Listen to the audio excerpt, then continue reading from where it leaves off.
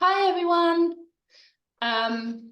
Welcome to our webinar on online consensus methods. I am Jenni Burt. I am Head of Science here at Thiscovery, and I am joined by my colleague Sam. Sam, do you want to introduce yourself? Yeah, hi everyone. So I'm Sam. I'm marketing executive at This Labs, and I'll be helping with the Q&A at the end of Jenni's webinar. Thanks, Sam. So just to note that we are recording, no one will appear on the recording other than my voice and Sam's voice. If you've got a question at any point, just pop it into the Q&A and either Sam will help you out during the webinar or I will answer at the end. So just a very brief overview about Thiscovery before we dive into online consensus methods. Thiscovery is an online platform. We are here to support any and every question that people might have around improving health and care, and bringing those people with questions together with people with lived experience and expertise to help provide the answers. So we run a whole different host of research and engagement projects online on our platform. However, today we are here to reflect on online consensus methods, what they are, and I'm going to literally take you through everything from a little bit about their history all the way through to all the practical considerations that you need to think through if you are wanting to do a project which uses online consensus methods. But we're going to start with a very particular practical example from my everyday life. So we have a family tradition. I have two children in my family that we watch a film together every Saturday night. This has been years and years and years in the making, this tradition. But this, until recently, was the usual scenario. So we always make pizza for our film night on a Saturday night.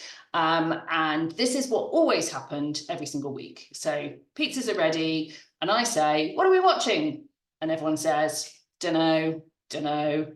My partner normally really helpfully suggests, that there was maybe something he could remember, but he can't remember the name or anything about it.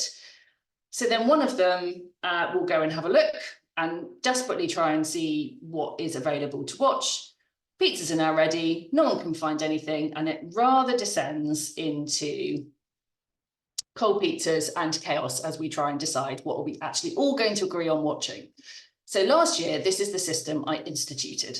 I did a whole load of research and I created a giant long list of all possible films that we might want to watch together from all sorts of different resources. Thank you to Time Out and The Guardian, amongst other places, for listing all sorts of different options.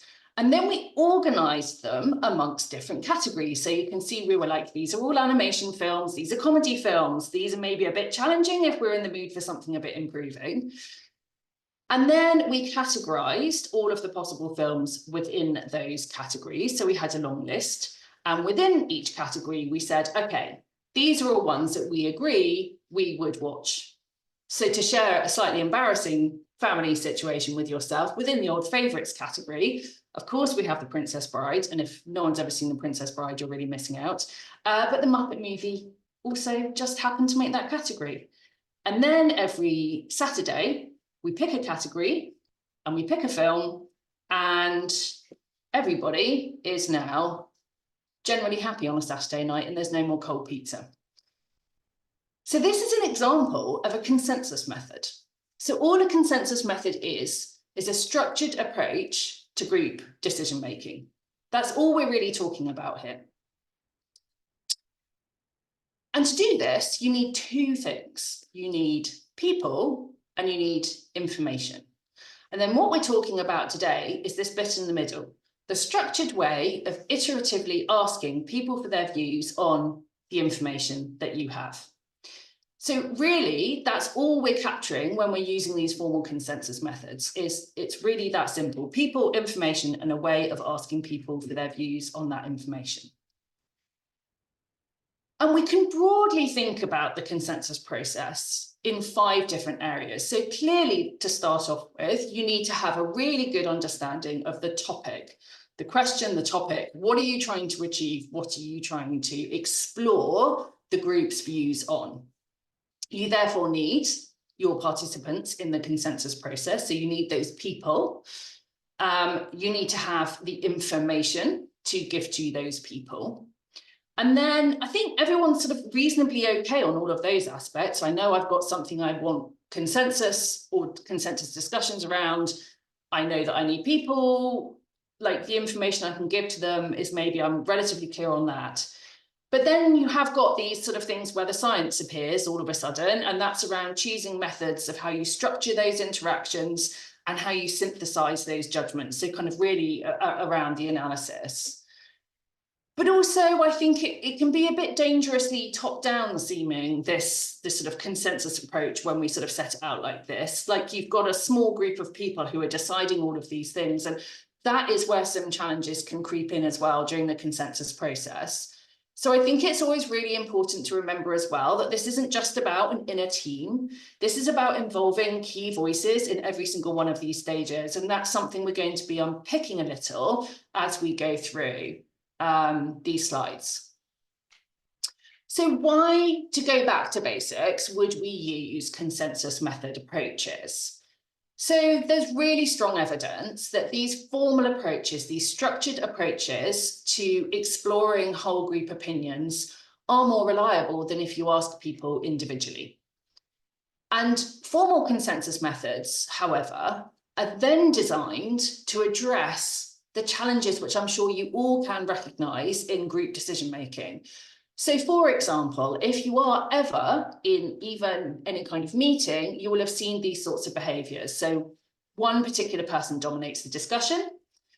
Peer pressure causes someone to change their view or conform to a particular position. Things like groupthink kick in. And so you have sort of slightly unexpected or sort of narrow decisions that are made. And also complex issues that are sort of quite challenging to unpick can end up being sidelined because the discussion isn't structured. So these formal consensus methods are both designed to ensure that we seek whole group opinions, and then within that whole group to address some of these challenges and difficulties in how groups make decisions.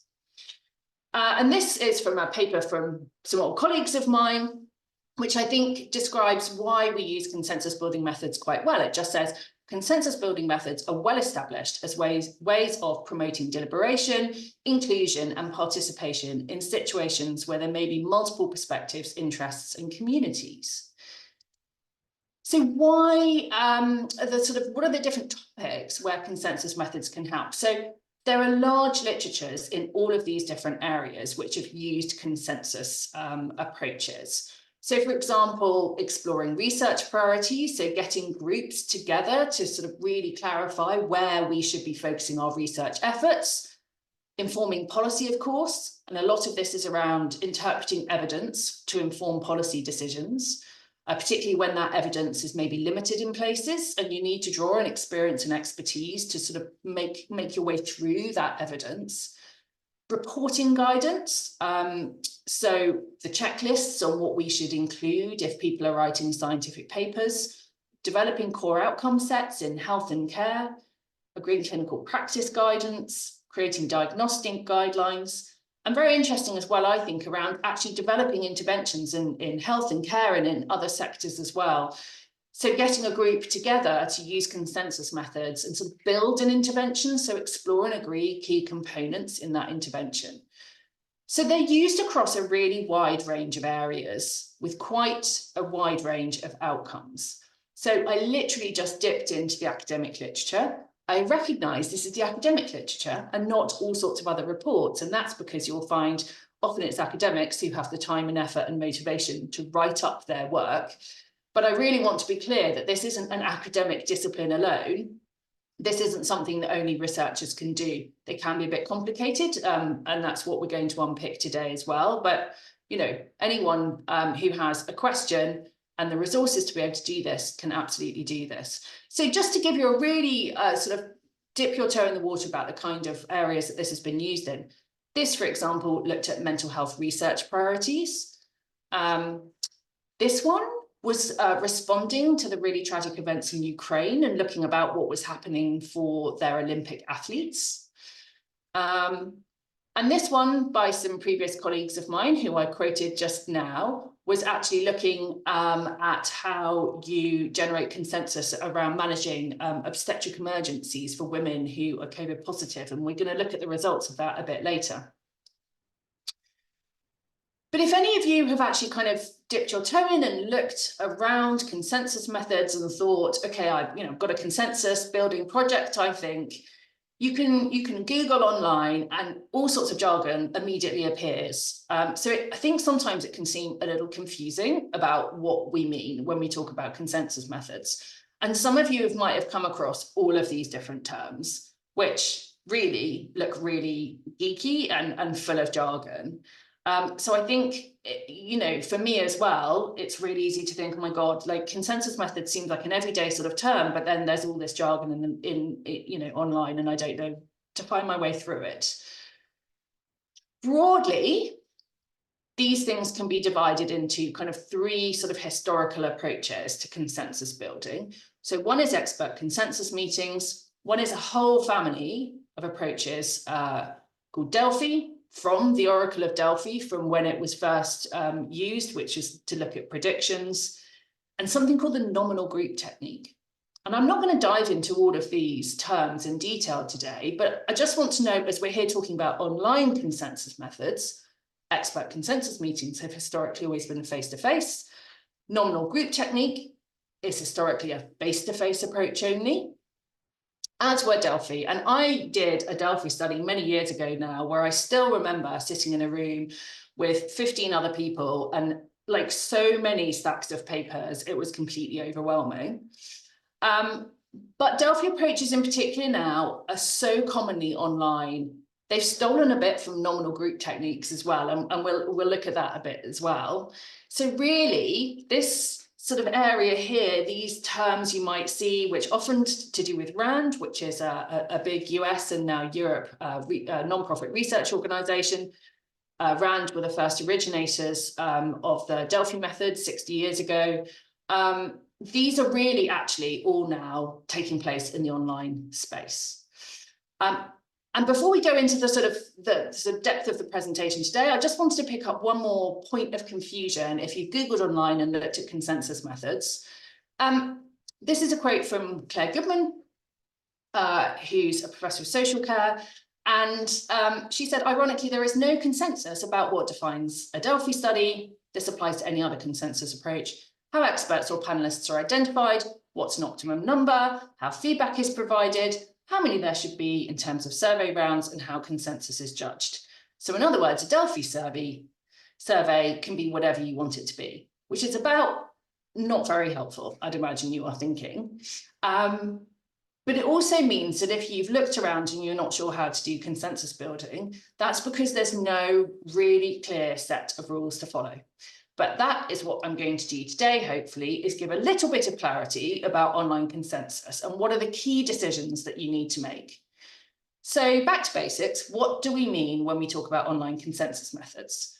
So again, as my film example hopefully showed you, they are still structured approaches to group decision-making, and participants come on the basis of their experience and their expertise to take part in this group decision-making. They give their opinions in an online survey. Platforms can be anything from free to use software to quite complex dedicated online consensus providers now.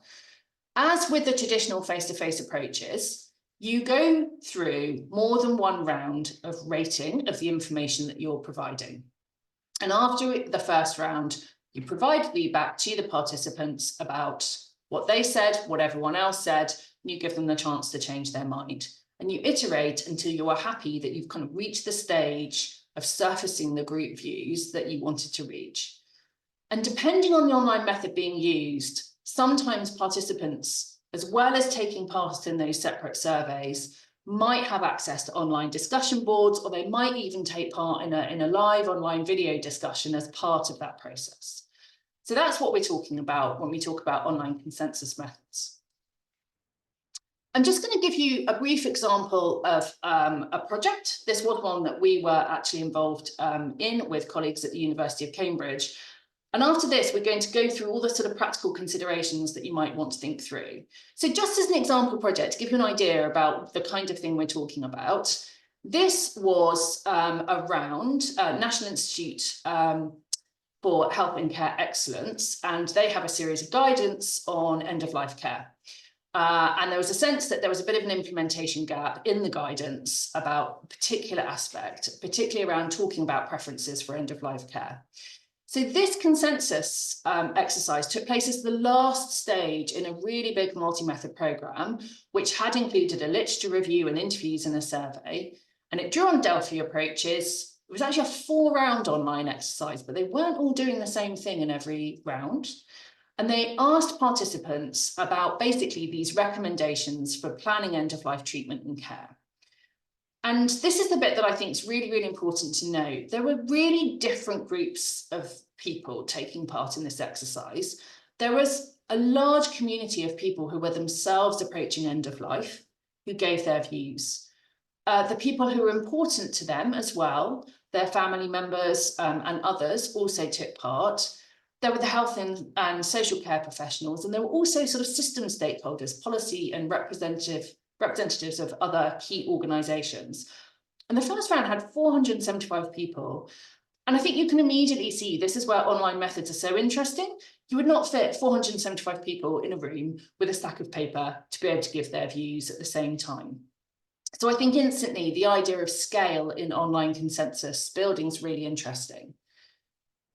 This is what people were asked to do in the exercise. So you can see there in the red boxes, this is a series of statements that they were asked to read and reflect on. So for example, one of the statements was, it is sometimes okay for a health or social care professional to raise the issue of planning for end-of-life treatment and care with someone, even if they don't know the person that well. So there were 13 of those statements in the round that I'm giving you as an example, which people were asked to say whether they strongly disagreed all the way to strongly agreed on a 1 to 9 scale. And we see this 1 to 9 scale quite often in consensus building. And the team running this said that consensus for each statement was going to be that that statement was agreed if 70% of people taking part had given it a score of 7, 8 or 9, so that they agreed with it. And consensus around disagreement would mean 70% of people had scored it 1, 2 or 3. And consensus was reached for 11 of those 13 statements. They actually then, in the third and fourth round, went on to unpick some of those 11 statements and kind of asked for further sort of crowdsourcing of ideas around kind of what aspects they might develop in future or sort of some other specific details around it. And the project from the consensus building work drew some key insights. So for example, it was really clear amongst all of the group that took part that these conversations about end-of-life care needed to happen somehow, and the earlier the better. And the acknowledgement was that that might not always be in the best circumstances, but it was better that it happened. They started to develop this evidence base for developing training interventions. And there was also really interesting consensus around kind of items that might need to be within a record system around these conversations. So that's just a sort of brief snippet of an example online consensus project. And sort of take this idea of how this might actually look in practical details online. And again, I've got more later for you. This was a consensus building exercise around primary care and all of the things that interrupt GPs and patients trying to actually have a consultation or, you know, get something done. So the participants in this, and this was a study that was on the Thiscovery platform, for example, had a whole series of statements like, your GP finds a piece of equipment is missing or broken.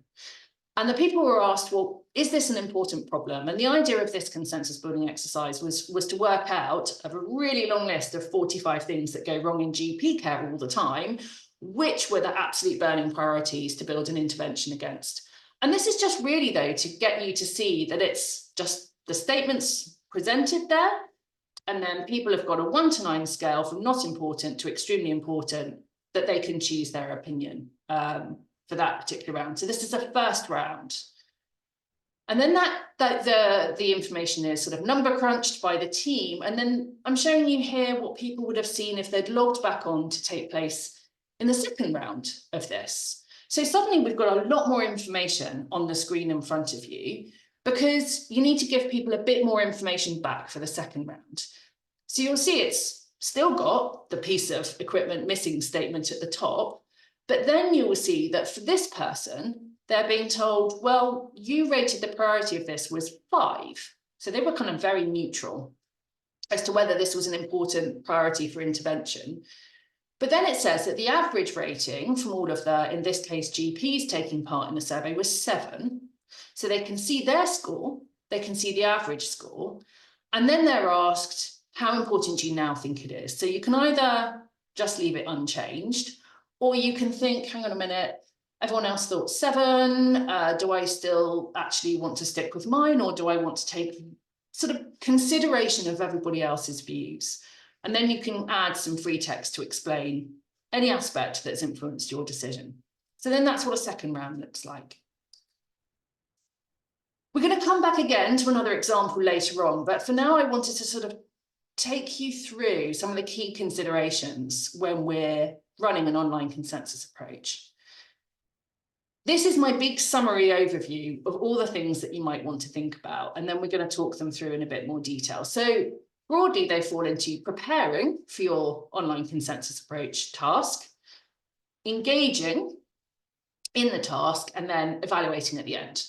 So in terms of preparing, let's sort of dive into that a little bit and think about what I mean. So I'm talking about co-designing a consensus approach. And when I talk about co-designing, this is back to what I said all the way right at the beginning, which is really for consensus to be really successful, it doesn't work so well to have a tiny little inner team making all of the decisions. Because I think you can see already that the information you choose to present, the way you choose to present that information, and who you're asking to comment on that information, clearly you can go in completely different directions, even on the same topic, if a small narrow group of people are making all of those decisions. So I would say, first of all, when you're thinking about online approaches at scale from diverse voices, you need to engage all those voices early on in the project. So it might be a multi-stakeholder guidance panel, it might be involvement in other ways as you're designing what you want to do, but really important to make sure that it's not just a tiny, tiny group of people making all of these decisions. And as well, at this really early stage, you need to be thinking about who you might want to talk to in the consensus building process and whether they have really different perspectives. So for example, if you want to include people with lived experience and those with clinical experience, should they be doing it all together? Should they be doing it separately, independently? Different projects take different approaches. And again, how should you be presenting all the information so it can be accessible to everybody? Particularly, for example, if you're working in a clinical or a medical or healthcare area, sometimes it's really easy to present information in a consensus process that's so technical. How are you going to surface the views of people with lived experience if that's only confined to a sort of really, really technical kind of perspective? So these are all things that you need to be starting to unpack and having conversations about with the whole wide, diverse set of people that you want to hear from early on. So I don't mean this is co-designing with the 500 people you want to take part in your actual project, but I do mean to make sure that you're consulting with a diverse set of perspectives early on, at the earliest possible stage. Okay, using robust methods. I know I showed you earlier all of the different jargon and all of the different sort of named approaches that you might see when we talk about consensus methods. Online, most of the ways that people do consensus building approaches are rooted somewhere roundabout in what we would call the Delphi tradition, which boils down to, in this approach, you use a series of iterative questionnaires from 2 rounds, like the one I just showed you, even up to 5 rounds in some studies. That those questionnaires present a series of items or statements. They ask people to give their agreement, their view on importance, whatever it might be. And after the first round, when you just get a straight questionnaire, second and further rounds, you're showing them, for example, bar charts that say, this is your response, this is the other response, do you want to change your response? That's at the root of most of these online Delphi approaches. But you might hear a sort of term of modified TELFI sort of thrown around, or this RAND UCLA appropriateness method. And the only distinction really there is this idea that you give people some way of discussing outside of these formal questionnaire rounds. So for example, the particular approach that RAND UCLA uses has 2 rounds of rating with a discussion in the middle of participants. So this is a sort of very example formal method. This is RAND again. This is the patient-centeredness method, which is used a lot in guideline development now.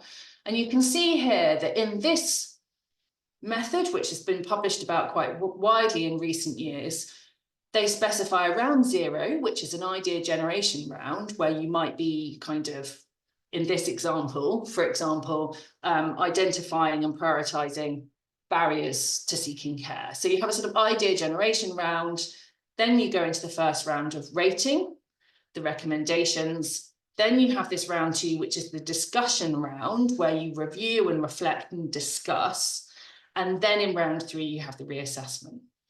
So there is no sort of right or wrong for the kind of online method that you choose. I guess my point here is there is a lot out there on sort of different methods, and you need to think about what would work really well for you and draw on these robust traditions, decades of research about kind of what works really well in consensus building approaches.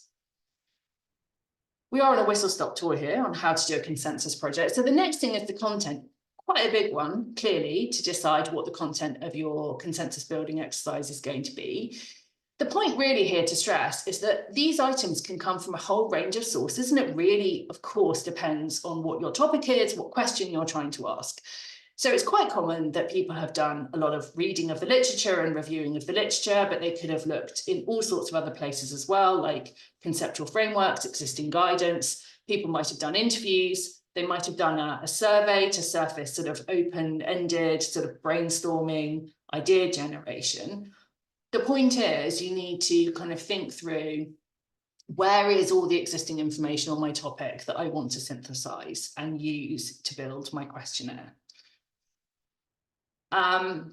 And then you need to think, other than the actual topic, so the series of statements or the series of items or questions that you want people to interact with, I think there's often some real confusion as well in consensus building. It's like, what's the bit that I'm actually asking them to do? So I've presented my statement, you know, Jenny should be wearing a blue shirt today, for example. I am wearing a blue shirt today. There isn't a set rule for what you're asking them to assess. So you could say, do you agree? You could say, is this important? Is it acceptable? Is it feasible? Is it desirable? What do you think the likely impact is? And you can ask for more than one of these. So sometimes people might say, in relation to a statement, is this important? And is this acceptable? So any of these and more can be used to actually ask people to give you their view. And response formats as well, you'll see a lot of me saying, isn't it not very helpful? There's a lot of confusion and a lot of variation. It's typical to ask people to rate, for example, their agreement, and typically people use a 1 to 9 response format. So we saw in the earlier example, that was a 1 is completely disagree, 9 is completely agree, 5 is in the middle, and then you're using 1 to 3 ratings to mean that someone disagreed, 4, 5, and 6 that they're not sure, 7, 8, and 9 that they agreed. But there's publications out there that use everything from 5 points to 11 points, and an unbelievably giant and geeky literature on the ins and outs of these response formats. So again, if you're not sure, 1 to 9 is fine, 1 to 5 is fine, often better online. There's no right or wrong. It's about, again, your question that you're asking your audience, what do you think works well? And other approaches to rating are possible too. You can ask people to actually rank the items. So you can ask people to not just assess an item on its own merits, but you could give them a list of 5 and ask them to rank them or choose 3 of the 5. These are all possible, and it depends again on what you're trying to achieve, what you're trying to ask. You can also ask, of course, a little bit about the people that are taking part. And this can be really, really important if you want to understand the diversity of the views you're getting, who you're hearing from, identify if there are real gaps in who you're not hearing from. So you do want to know a little bit about people. So it's really common in the first round of any kind of consensus building approach to ask about basic social demographic questions or about their experience or about their role. You just need to think about how to do that respectfully, and you only should ask what you're definitely going to include in any kind of analysis. Don't just add on a whole load of questions because you can. You need to think about what you're actually going to use. In our whistle-stop tour, obviously I can't ignore data analysis, and I've got an example to give you a little bit of a view. But the bad news is there is no single agreed method for analysing consensus. It is a little bit of a wild west, and there's been a lot of reviews of published consensus studies that have identified just huge variation, from people not even saying how they defined consensus to really complex hardcore statistical analyses and everything in between.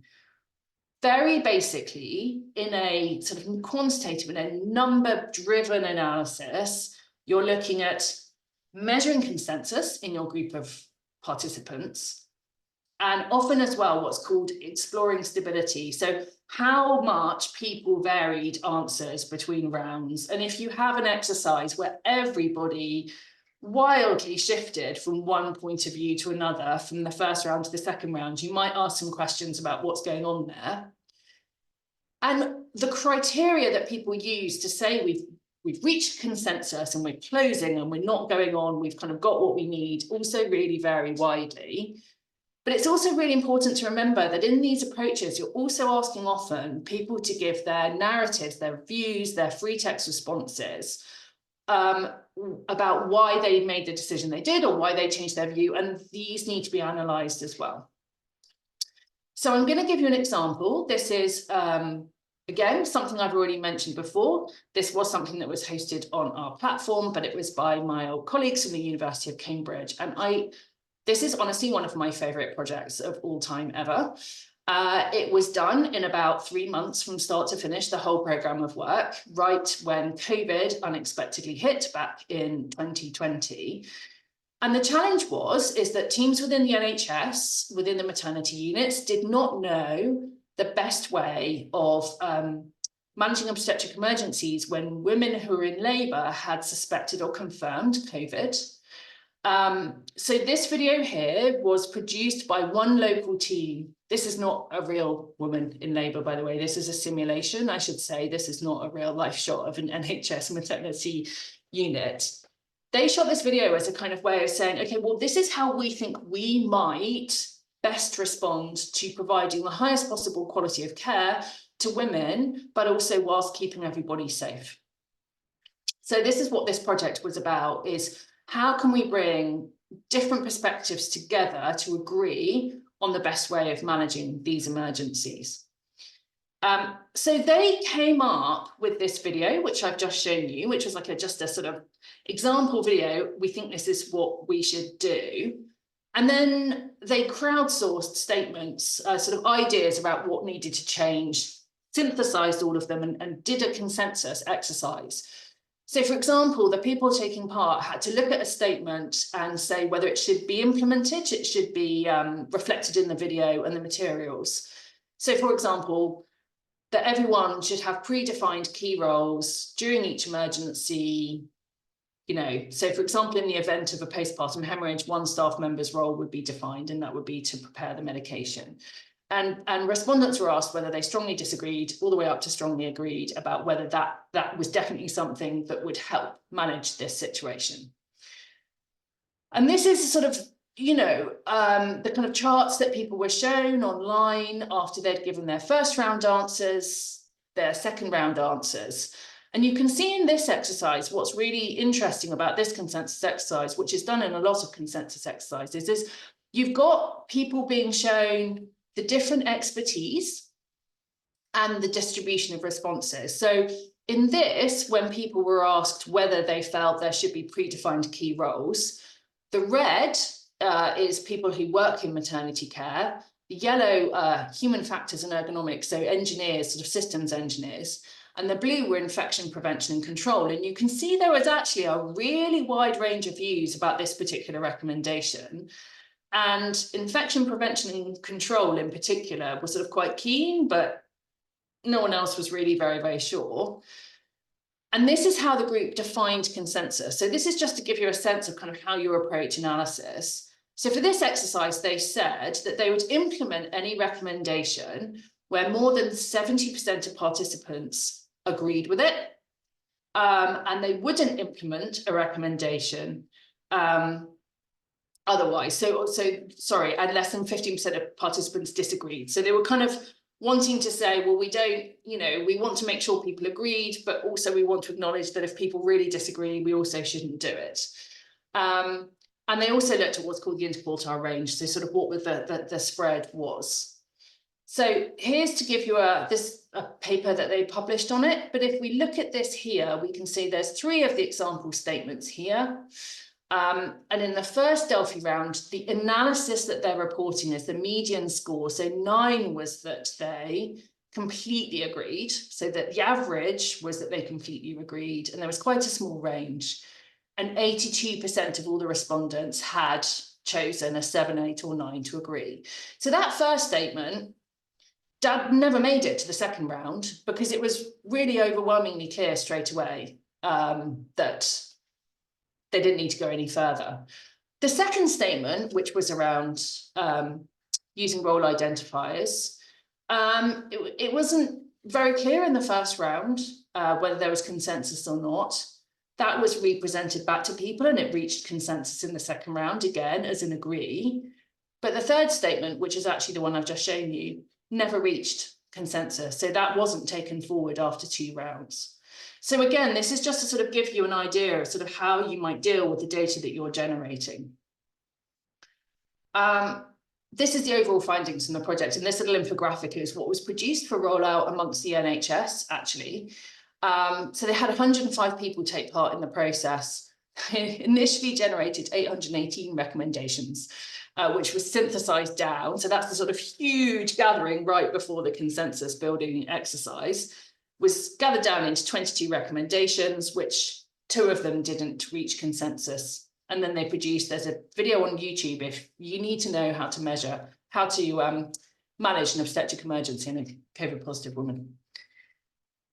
Okay, that's data analysis. A few more points I want to go through. Firstly, who should take part? And this is when I'm going to sit on a hobby horse. So traditionally, consensus approaches were, of course, convened as expert panels. And these were very much seen as like, who are the greatest of the great? Who are the eminents who are at the top of their field and we need their expertise? And that's still really common today.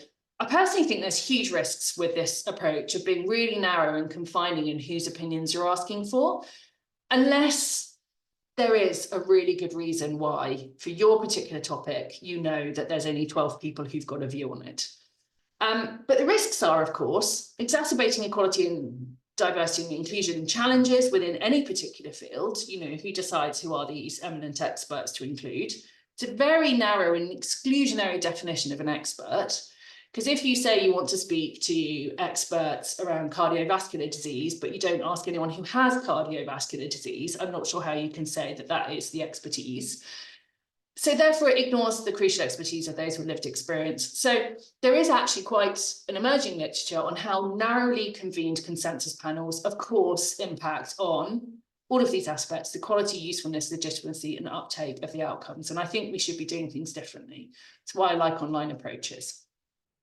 So online participation means that you can include really diverse voices who would struggle to take part in a face-to-face approach, often because they're in the minority, they can't make it to where your meeting is, they don't have training and support about how to sort of assess the items that you're giving them. Online approaches can mean anonymity. If you choose to have a face-to-face discussion, that's clearly harder, but you can mean that people can freely give their views, they can be more open. Obviously, they can take place at midnight on a Thursday night if that's what suits that person. And you can have huge, large groups, really diverse participation very, very rapidly. But you need to test the approach. So online consensus approaches do benefit from early testing, because you need to really think through, for anyone who's coming to your task, are the instructions clear? Do they understand the statements? Have we given enough information? Have we explained the approach to rating? Have we thought about the accessibility and how long we're asking people to give up of their time? And therefore, you should recruit in online approaches, really try hard to recruit all the voices you should hear from. And this could be anyone. You saw in the previous example, it didn't ask in that particular consensus building approach for the perspective of the mother who'd experienced that. For the problem they were trying to solve, it was how could all of the staff collectively manage that situation correctly. So it's around your particular question, but brainstorming the experience and expertise that you need and where you could find them. And how many do you need to include? So if you look around online, there's not much evidence on what happens with tiny, tiny groups compared to huge groups in terms of online consensus approaches. You often see a figure of 30 to 50 people bandied around as kind of being enough for these sorts of approaches. And I think this is an area where it's much less around what academics might say about what gives you sufficient power or anything else they might say, but it's around giving people the opportunity to contribute and have their voice heard.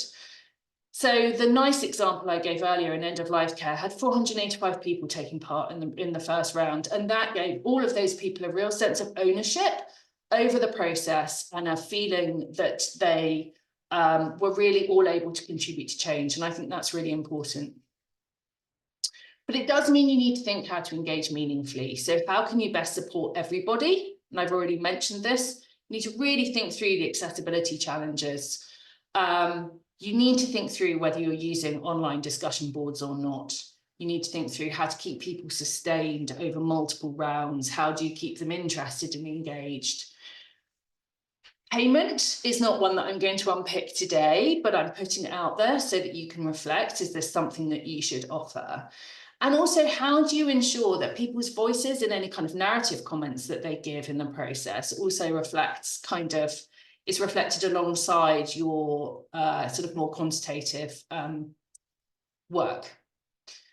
And finally, you really need to ensure you evaluate and disseminate. So all these approaches I'm talking to you about today are really rapidly developing. New innovations in online approaches in general are happening all the time, and in consensus building too are happening all the time. So actually going back and saying to people, well, what worked well and what could have been done better would help all of us to understand how to do this better in the future.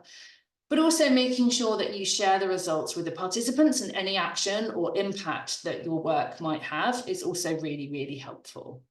Very motivating for people to hear that what their time spent has led to. And finally, though, I just really wanted to say it's important to check your assumptions. So consensus methods are not going to solve all problems. They have their own issues.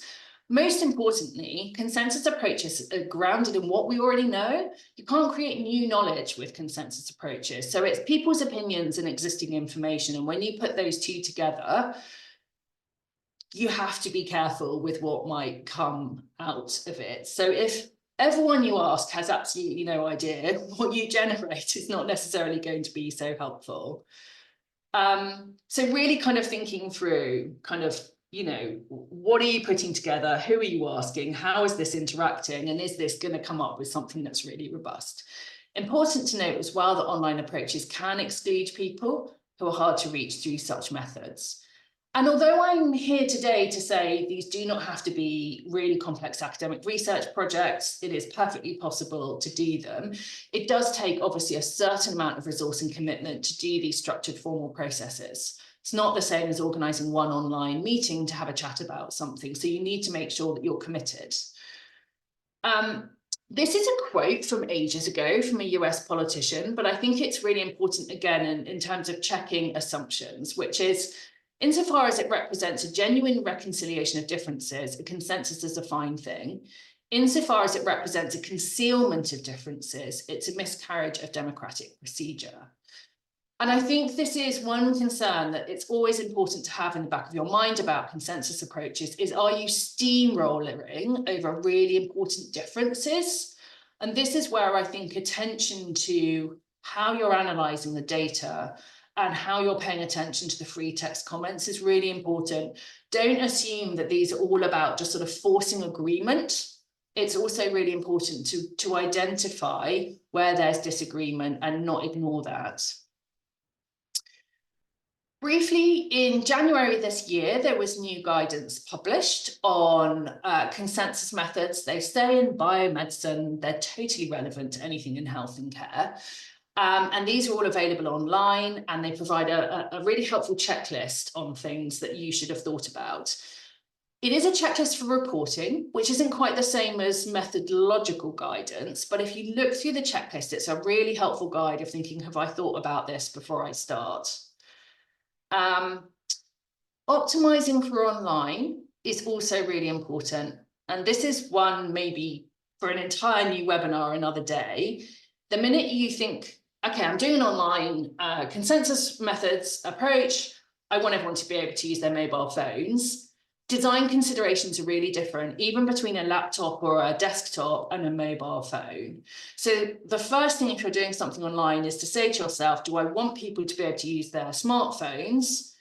And then certainly here at Thiscovery, we spend a lot of time saying, well, you know, it's quite hard for people to use an 11-point response scale on a mobile phone. Can we talk about how we might do this? And you also need to make sure that it works across everyone's devices. And you need to think about, for example, people who use screen readers and other accessibility considerations. So there's loads of great advice out there. I just did want to put that kind of last, online doesn't just mean one thing kind of note. Here are the practical considerations again. Just to remind you, preparation phase, engaging phase, evaluating phase, and kind of all of the different prompts for you to think through. So I do think consensus approaches are really powerful ways of exploring group decision making. I do think, as with anything to do with methods, there's so much unhelpful jargon out there. They don't need to be complicated. But really, you just need to think about what are the statements you're asking people, what kind of sentiment are you asking them to give you, and who do you want to hear from?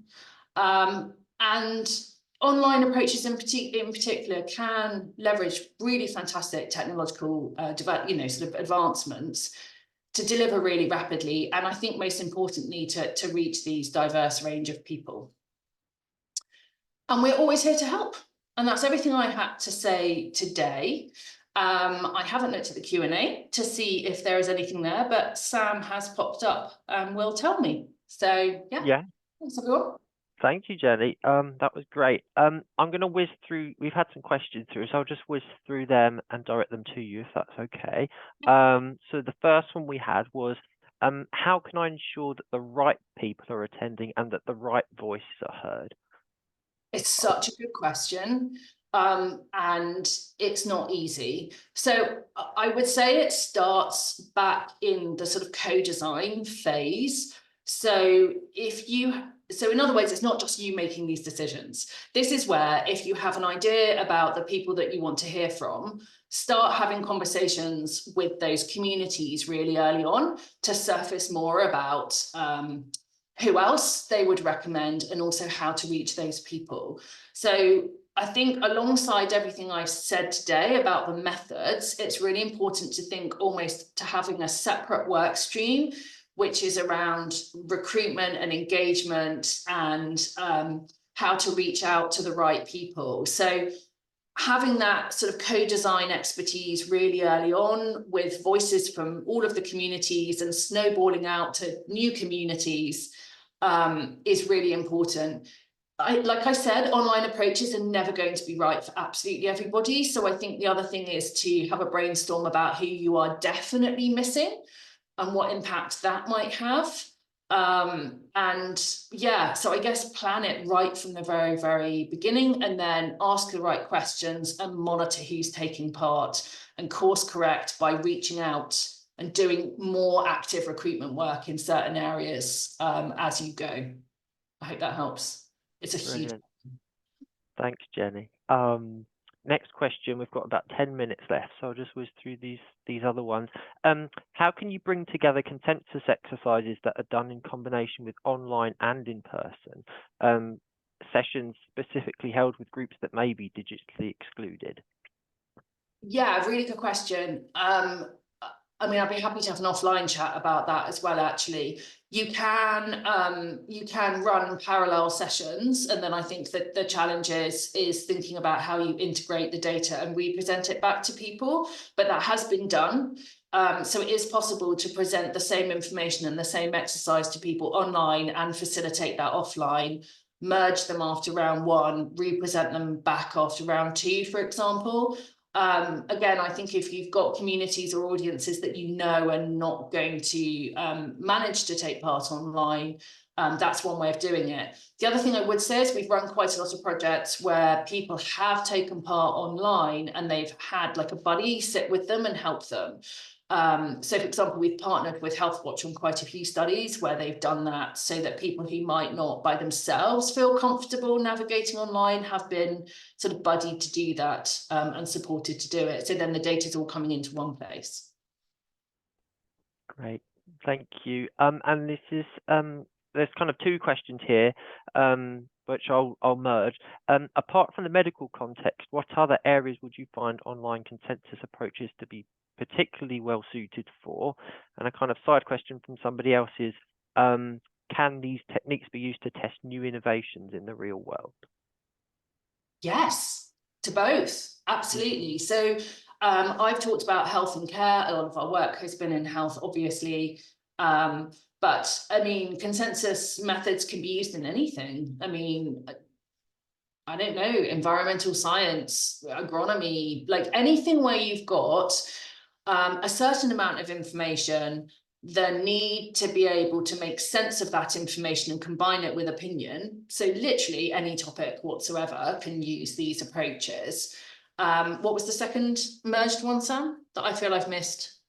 It was more about kind of testing new innovations in the real world. Yeah.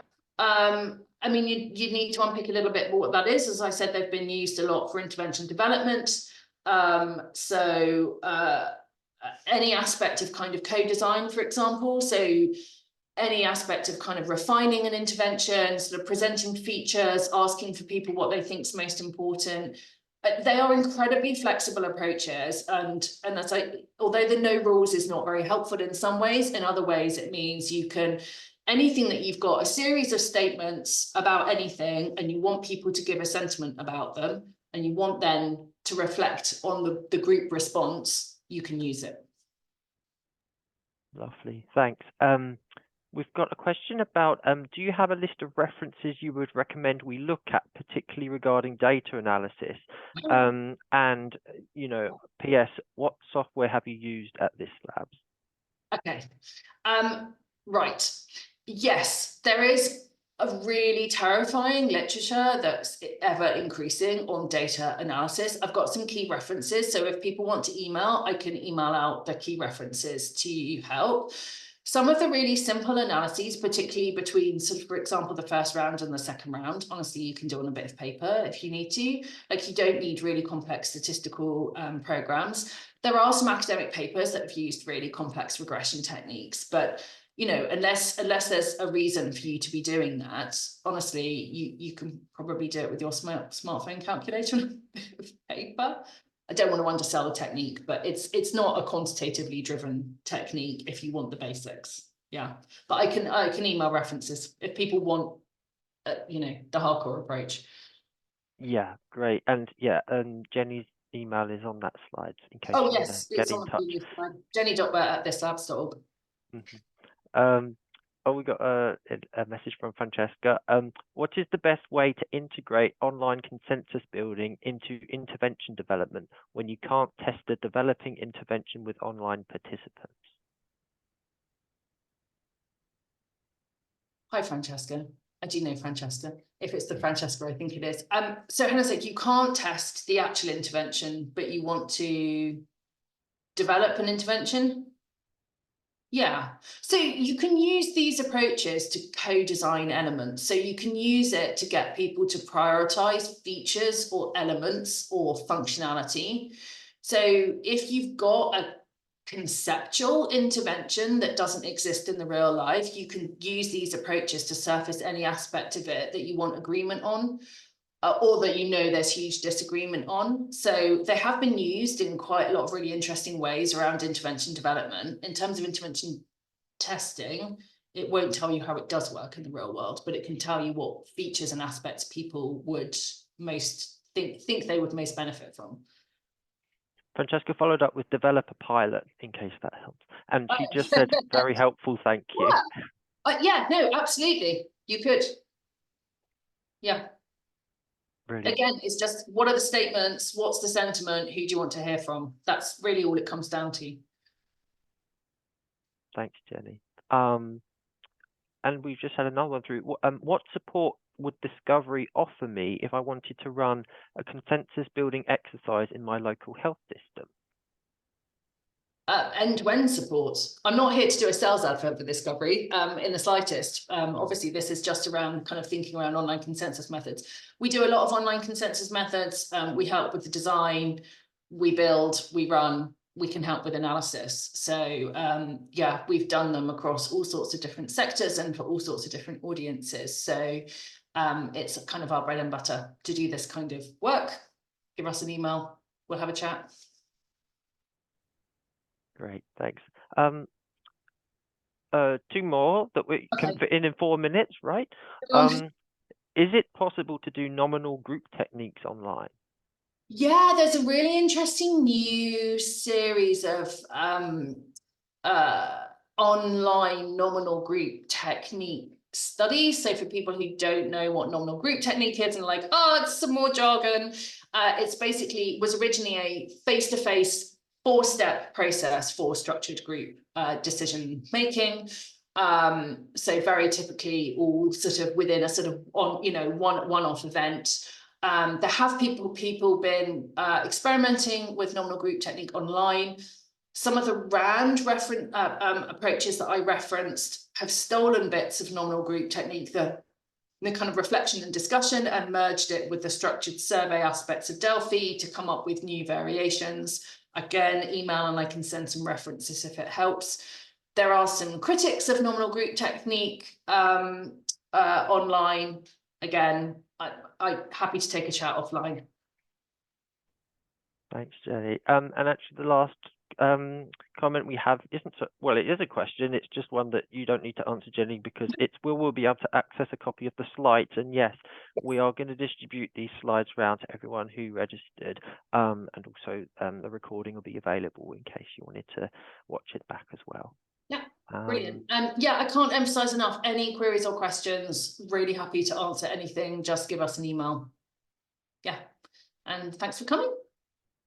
Thanks, Jenny. And just to say that we will be doing another webinar in May time, and that'll be on a project that has been run on Thiscovery previously.